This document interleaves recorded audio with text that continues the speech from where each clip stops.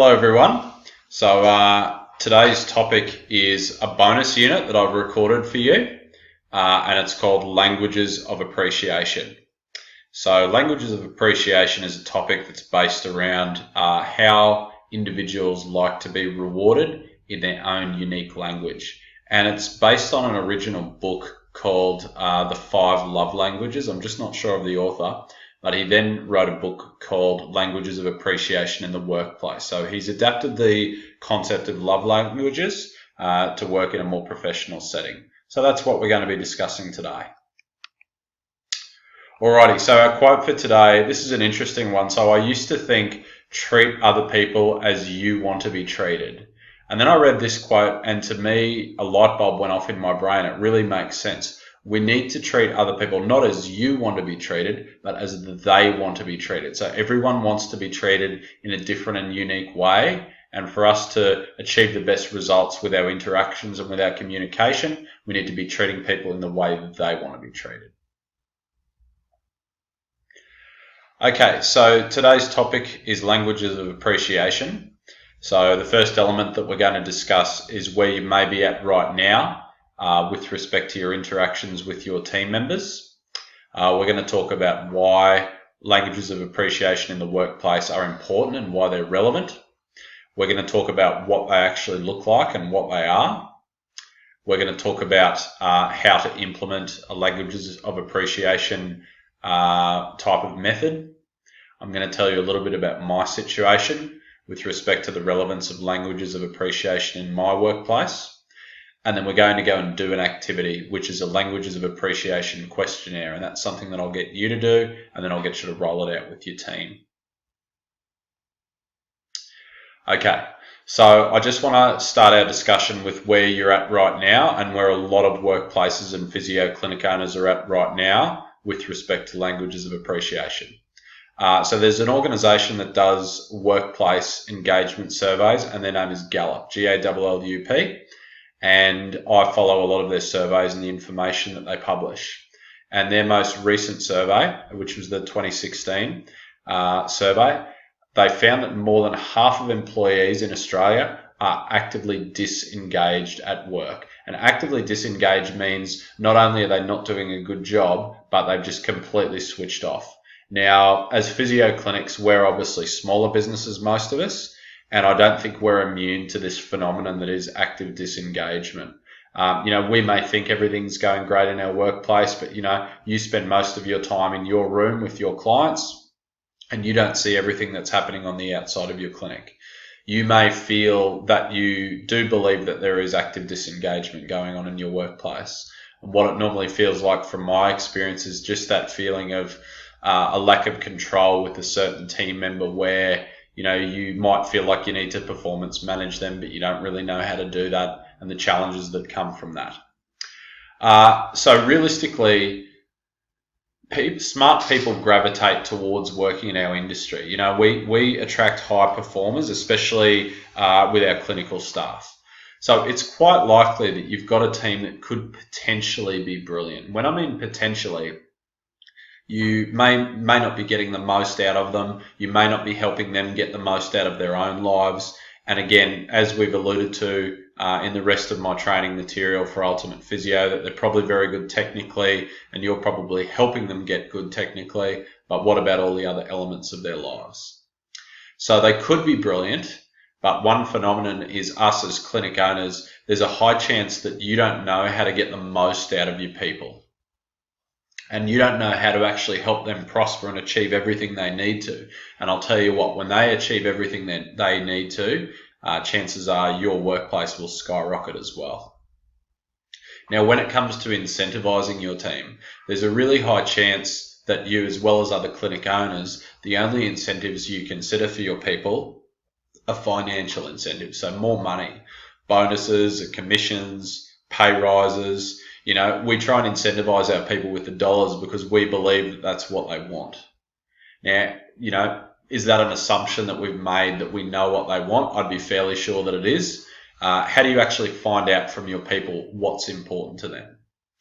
So more information and research from this Gallup poll done in 2016 does have the outcome that more money doesn't necessarily inspire your staff. So they've discovered that if you give your people more dollars, it doesn't necessarily incentivize them, it doesn't make them feel more inspired at work, and it doesn't produce better results. So guys, how do you get your people to be actively engaged? That's a really good question, and that's the question we're focusing on today. To produce the results that you need in your workplace, to have a high-performing workplace, to have a high-performing environment. And can you inspire people with things other than money? This is what we're going to discuss, and this is what we're going to consider, because it can be done. So today we're discussing the languages of appreciation. So let's get into it. So guys, here's the why. So why should you implement languages of appreciation in your workplace? What are the things that's going to help you implement, and what are the benefits that you're going to receive? So as we said at the start, treat people how they want to be treated. So if you implement languages of appreciation in your workplace, you're going to be rewarding people how they want to be rewarded, not how you believe they want to be rewarded, because they're actually going to tell you how they want to be rewarded. Guess what? If you give them something that they want, they're happier. Remember back to when you were a kid and it was a birthday and you had something you really wanted. Now, one of two things would have happened. Your parents either would have known that you wanted this thing and they would have got it for you, and how did you feel? Or the opposite is they gave you something that you didn't want, and how did that make you feel? So we need to reward our people how they want, and then they're happier. So they get that real kick and they get that real rush. Now what that results in is happiness for them, improved performance for them, improved relationship. So when your people are happy, that really shows through in your culture and your environment. So your culture is how your people behave, and your environment is the outcome of how your people behave. So if your people are happy, your culture immediately gets a boost, and your environment also gets a boost. And your environment is what your clients feel when they come into your clinic. If you've got a high-performing environment, if you've got a happy environment, people feel that vibe and they love it and they want to come back. Conversely, if your culture's not good and your environment's not good, people detect that and they feel that there's something wrong with your business. That may affect their ability to refer their friends and family to you. So when your people are rewarded how they want and they're happy, you're building loyalty. So loyalty is a real holy grail in business. And I used to believe that I expected my people to be loyal. And now what I know and what I firmly believe is I have to earn my people's loyalty. There's no reason that someone should come and work with me at my clinic and be loyal to me. I've got to build up a bit of a trust bank with them. And then the loyalty is something that comes over time. It takes time. One really practical reason to implement languages of appreciation is you save money. Who doesn't want to save money in their practice? So the thing is, if you're always throwing money at your people, you're going to, that's their currency and that's their language, and eventually you're not going to have enough money to continue rewarding them because they're going to want more and more and more. So if you can have other ways of incentivizing and rewarding your people, it will save you money. Based on what we just said with our loyalty, you're going to be building greater connections with your people. So, they're going to truly believe that you care about them, because you do. I really care about my people. But if I don't understand them, I don't know how to help them best. So you're going to have that really good connection based on understanding, care, wanting to mentor and help them, and then the loyalty comes. Now, just as a byproduct, you're going to improve your engagement and performance. So these people are willing to do more for us when we show our appreciation in a way in which they want and in which they understand. And I suppose what it looks like for me is, for my clinical team, it's not necessarily them doing better with their clients, but it's them doing more of their non-client contact work, like marketing, recalls, follow-ups, cancellations, being seen in the community, doctors' letters and all that stuff. And for my admin team, building greater connections with them and greater loyalty means if I've got a big task, maybe I need to get them to get on a phone and call a list of clients for a clinician. They're really happy to do that, as opposed to them just putting that big task off. And one really nice byproduct of implementing languages of appreciation is reduced turnover. So what happens is when your people are happy, they stay. Now, when I lost a physio, I calculated that in the year following, in terms of lost productivity, lost dollars, and cost of replacing him, it cost me 1.5 times his annual salary. So average about $120,000. So when I lost a good physio, it cost me 120 grand. If you can reduce your turnover and keep your people longer, provided they're happy, that's going to come out really well in your bottom line on your profit and loss. Okay, guys, so let's get into the meat of what we're talking about today. So there are 4 languages of appreciation. So what are they? So the first one is words of appreciation. So words of appreciation refer to someone who likes to be rewarded in a verbal way. It's generally kind words, positive feedback, letters, notes, cards, and that sort of verbal reinforcement. Now, it can be written as well, provided that it's words. This is a really common one, and people who work in my business whose primary language is words of appreciation, I'm very careful to not put them down verbally and to reward them verbally as well. So sometimes also with these love languages and these languages of appreciation, you have to be careful of doing the opposite to what these people really want, as that's the thing that gets under their skin the most. So acts of service. So acts of service is helping. So my practice manager, her love language is acts of service. So what I'm always saying to her is, what would you like my help with? What do you need my help with? And she's the type of person who communicates in that language. So she does a lot of things to help people over and above her normal job. And that's her language. So if I communicate with her in her language, she really appreciates that. So I'm always working at what I can do to help her. Some people, if this is not your language, they don't want help. So it's not my language. My language is the next one. So the next one's quality time. So the best way for you to reward me is to spend some time with me doing something meaningful or just having a conversation. So quality time's an interesting one, because you'll find that in your clinic, a lot of your people's love language is quality time. But if you say you're really busy, and if you are really busy, and if you're not spending time with people whose love language is quality time, then they're getting lost in your clinic. And that's where you often come over the top and you try and buy these people with money. Whereas all they want is your time. They want to be able to sit down with you and have a good conversation. So I've got a physio whose love language is quality time. And despite my busy schedule, I make sure that every Monday, me and the other physios go across the road from our clinic into the park, which is on the beach, and we make sure we spend a bit of time over there having lunch. And the 4th language of appreciation is gifts. So gifts are physical things. So it could be a physical gift. It could be an experience. It's the giving of a present. And often people whose love language is gifts, they give you gifts. So you have a fair idea of whether someone's love language is a gift, because that's what they're going to give back to you. So 4 languages of appreciation, guys. We've got words of appreciation, acts of service, quality time, and gifts. So guys, how do languages of appreciation work? So we're going to go through this now. So I've found that studying a good number of people with this particular concept, each person has one primary preference. So some people might have one preference and then one just below it, but you want to obviously communicate with them in their primary preference, because that's going to get you the best result in terms of the person feeling like they're rewarded.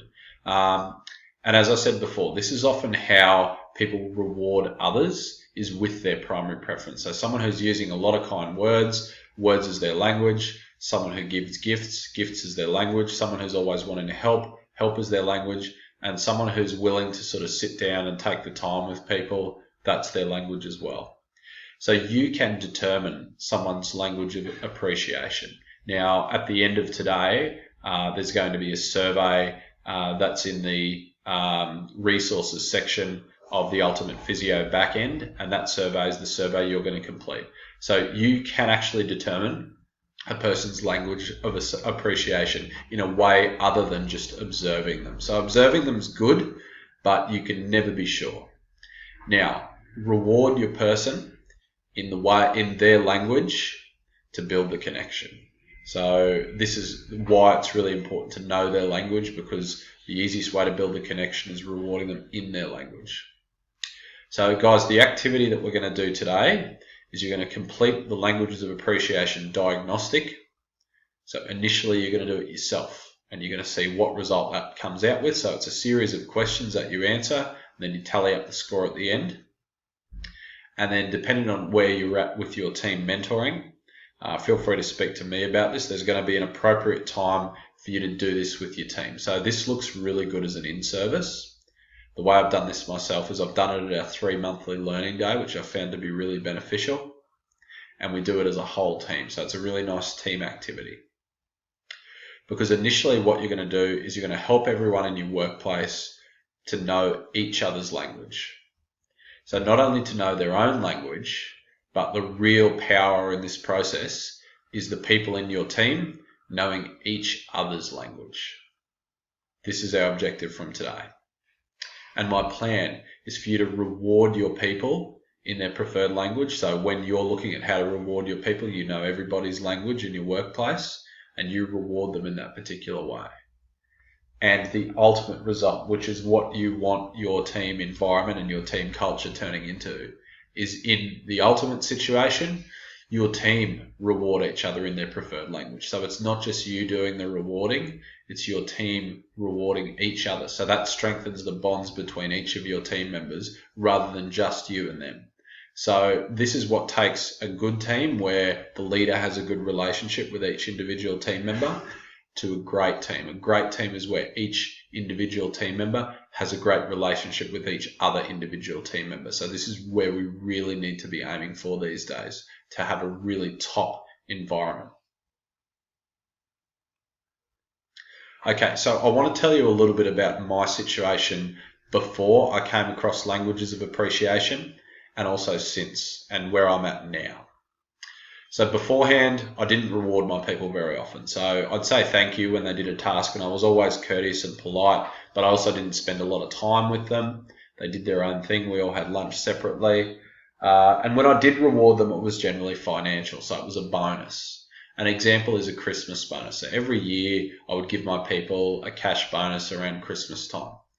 Now, they'd say thank you, but a lot of the time, I noticed that how my people responded didn't really convey a sense of gratefulness. It was almost a sense of expectation.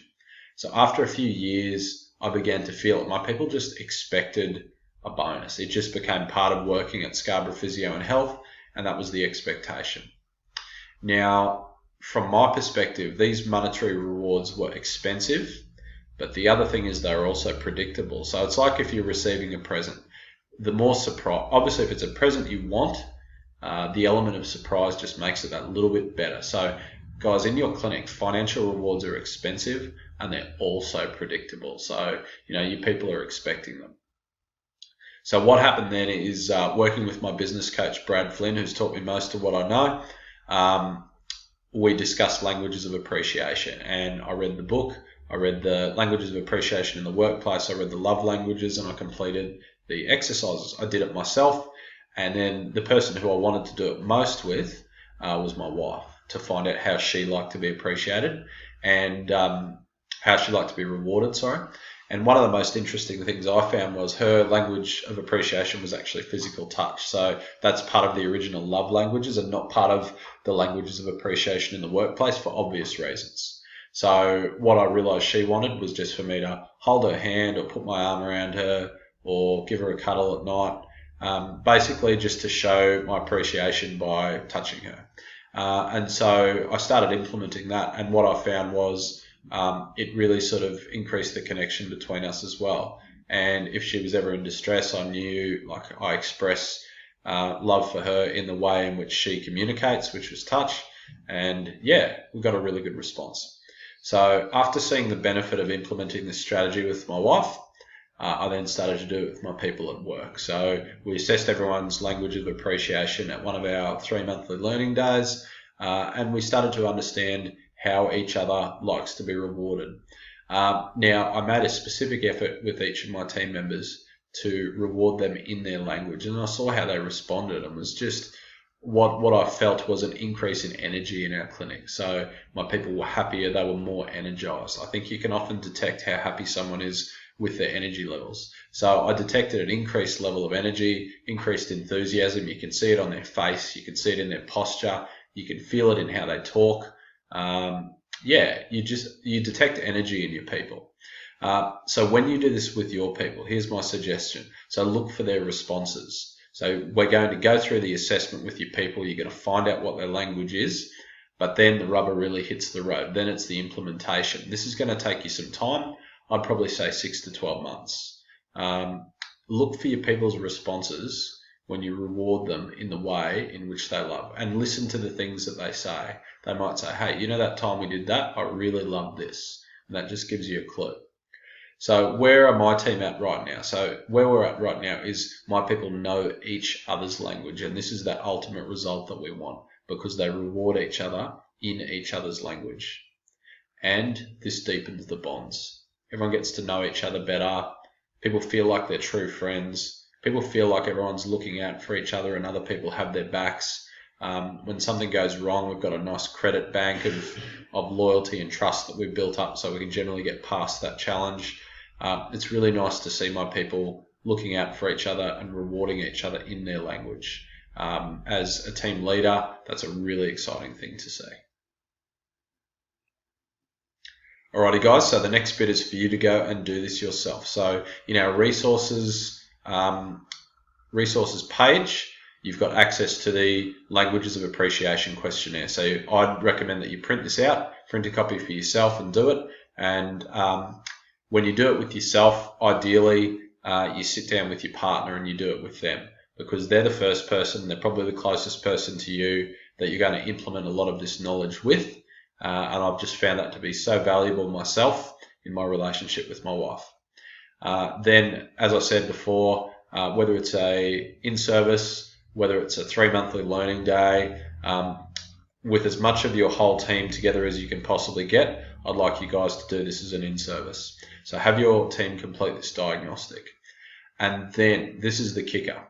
What I want you to do is have a spreadsheet or a document or even a Word file where you've got the person's name and then their languages of appreciation. And what I do is in our little kitchenette area, in our lunchroom, we've got a file up with everyone's goals, and it's also got their languages of appreciation. So in an area that you generally have 2 or 3 minutes in passing to microwave your lunch, you have a look up and that's what you see.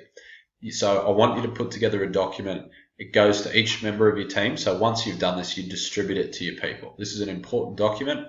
It's got everyone's language of appreciation on it. And when you've got that information, you've got that real loyalty building tool where the goal is to get people to start to recognize, oh, well, this is my colleague's language and this is how they like to be rewarded, so I'm going to reward them in that way. And you build a really good culture and a really good environment. Okay, guys, let's get into it, and then I look forward to hearing your feedback after you've done the questionnaire, when you've done it with your partner, and then also when you've done it with your team. Alrighty, thanks very much for your time today.